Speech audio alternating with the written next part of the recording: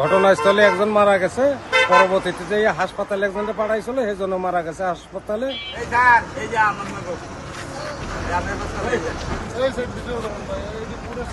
আতা দিয়ে over bridge ওর মনে হয় যে অনুমানিক 4টার দিকে হবে ঘটনা ঘটছে। এক গাড়ির টায়ার বাস্ট হয়েছে ট্রাকের, আর এক ট্রাকের ড্রাইভার যে তার পিছনে যে মাইরেতেছে। কিন্তু ঘটনাস্থলে একজন মারা গেছে, পরবর্তীতে যে হাসপাতালে একজনকে পাঠাইছিল সেই জন্য মারা গেছে হাসপাতালে। আজকে ভোরে 4:10 দিকে আমরা হাইওয়ে পুলিশ ভাঙা সংবাদ পাই যে ভাঙা মাওয়া এক্সপ্রেসওয়ের আতাদি ব্রিজের নিকট একটি ট্রাক, দুটি মিনি ট্রাক এর পিছন থেকে ধাক্কা লাগে। মূলত একটি মাছবাহী যে ট্রাক এবং একটি নার্সারি চারা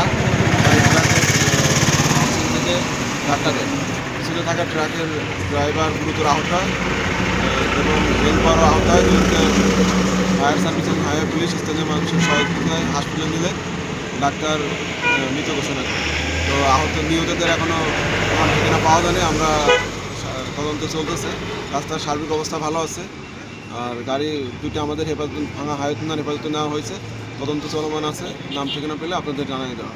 আমরা ভোর 4:12 সময়ে সংবাদ পাই আতাদি ওভারব্রিজের উপরে একটি ট্রাক ও একটি মিনি পিকআপ সংঘর্ষ হয়েছে।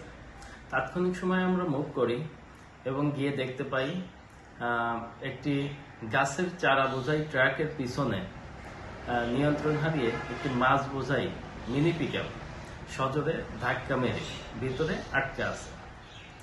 তাৎক্ষণিক সময়ে আমরা একজন ঘটনাস্থলে একজন মৃত এবং একজন আহতকে উদ্ধার করি। তো মৃত ব্যক্তিকে বডি ব্যাগে ভরে হাইওয়ে পুলিশের নিকট হস্তান্তর করি এবং আহত ব্যক্তিকে ভাঙ্গা স্বাস্থ্য কমপ্লেক্স হাসপাতালে দ্রুত